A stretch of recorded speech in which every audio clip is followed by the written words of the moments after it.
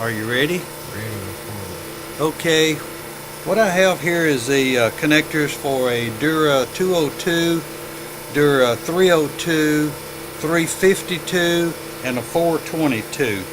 And I have these hooked to the processor now, and I'm going to disconnect these fittings and show these to you. Inside these fittings you have a hollow well in the male, and you have a hollow well in the female. Now, if you just plug these two fittings together, you're trapping air in these lines. And to show you the amount of air that's going to be trapped when I plug these together, you'll be able to see that in this sight glass here. So what I'm going to do is make this connection here with no treatment. I'm going to plug it in just like an installer would in the field, without any special treatment. So here we go. I plugged it in. Now keep your eye on the sight glass and we'll see how much air that I just put into the X-ray tube and the heat exchanger. You see all that air just come in? Now if I do this on the cathode side and on the anode side, I put twice that amount of air into the X-ray tube and heat exchanger. Now let's look at a different method of connecting these together.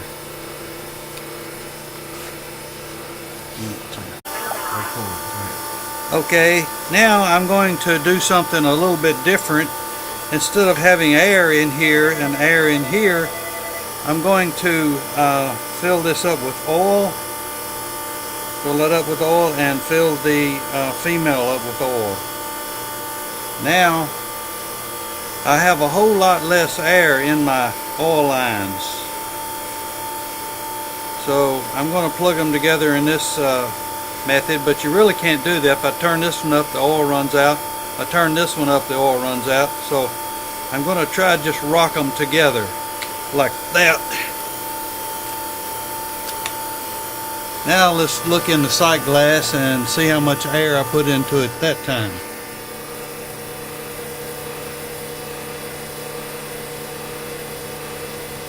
It'll take it just a minute to travel the length of the hose. Very, very small amount of air compared to the first time.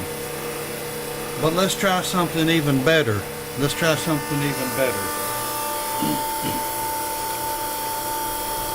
You notice when I rocked these together, I had oil run out on the floor, so I lost some of my oil.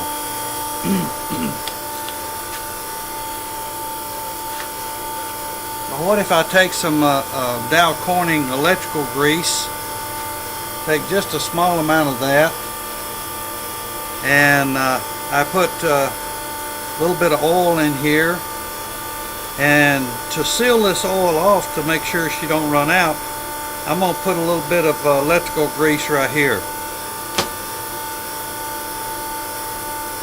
just to hold the oil in there so that none can run out. Now I'm going to fill this side up with oil just like I did before. Now I can turn this upside down without any running out and plug them together. Now let's look at the sight glass and see, look at the air that I just injected into the X-ray tube and heat exchanger now. And again, it will take it a minute to travel up the hose to the sight glass.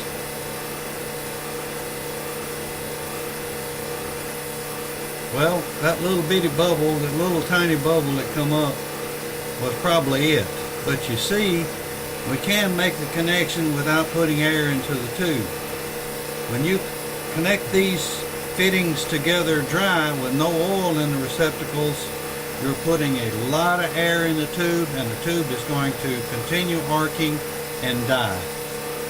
So that's my presentation on hooking the connectors together.